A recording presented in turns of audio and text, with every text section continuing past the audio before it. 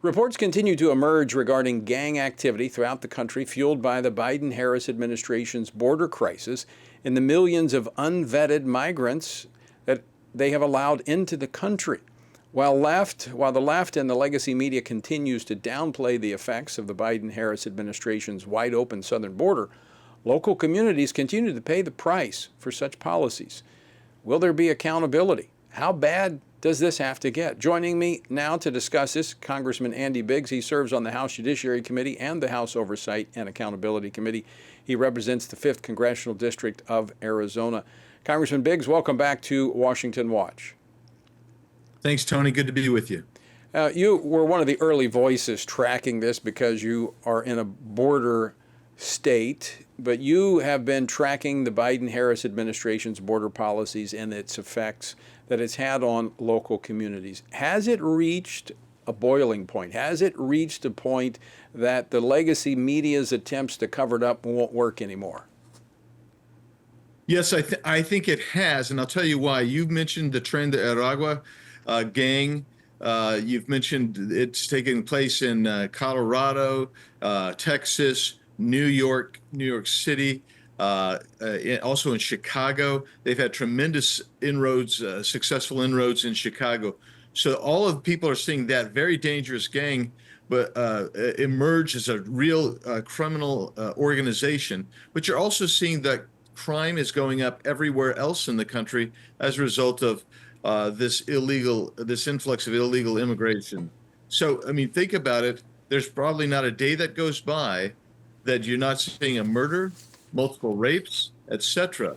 And they've released these people into the country, literally millions of people, and of those millions, hundreds of thousands of them are criminals. What's shocking about this that is now coming to light, Congressman Biggs, is that they're recruiting minors. They're exploiting our lax judicial system, our criminal justice system. These are migrant student, young people that have come to this country that are here in funded, city-funded, government-funded shelters. And they're, in New York in particular, there's that's been reported on as a gang. They have committed there's 21 in this particular gang that has been associated with 50 different criminal events. Not a single one of them have been arrested because they're minors. Yeah, that's exactly right. And never mistake this, that the cartels and gangs, they all understand how American law works. They are expert at this. So they understand that in New York, for instance, that you have lenient prosecutions. So the police officers are making the arrest, but the prosecutors are letting them out. They're not making the charges ultimately. So they know they started off, they were just doing some snatches in the parks and stuff, but then it escalated. They started doing some strong arm robberies, and now they're brandishing weapons, and they're being so bold about it as to show videos on social media of what they're doing. Same thing in Aurora, Colorado. And Tony, they understand very clearly that the prosecutors are not going to prosecute. So that provides an additional incentive to go ahead and commit these crimes. Now, let's just face it, if the border was secure, they wouldn't be here in the first place. Right. But they are here, and those people who are here that should be charging them are failing at that level. Again, referring to media sources out of New York, they're actually communicating with one another. They're having these chat apps that they're using, but they're doing it on their government-funded cell phones that have been given to them as they come into the country. I mean, at some point, Congressman Andy Biggs, Americans have to wake up and realize this is insanity. We're funding people who come into this country illegally to terrorize American citizens. That's exactly right, Tony. I mean, so they're given phones, they're given housing, they're given medical care. We transport them. We are the logistics arm of the cartels. So when the cartels, Pre-Biden, if a cartel had been contracted to bring somebody and smuggle them into the country, they actually had to get them to the location. That doesn't happen anymore. They just have to get them to the border, because if you get them to the border, this administration will grant them parole status, and which will give them quasi-legal status, and we will transport them wherever they want to go in the country. So We the are providing the Biden-Harris administration is in partnership with the cartels? a tacit partnership, exactly right, and that's what's part of that's what's really disgusting. But the fact that they are violating the law every time they grant a parole status, because they're doing it on a collective basis, and that law was meant to provide on a singular case-by-case, unique basis, and they're doing this. And Tony, you and I aren't even talking today about the CBP One app. We're not talking about the hundreds of thousands that are coming through just from 4 countries that have massive problems. We're talking Cuba, Haiti, Nicaragua, and Venezuela. And that's how these gang members get in, by the way.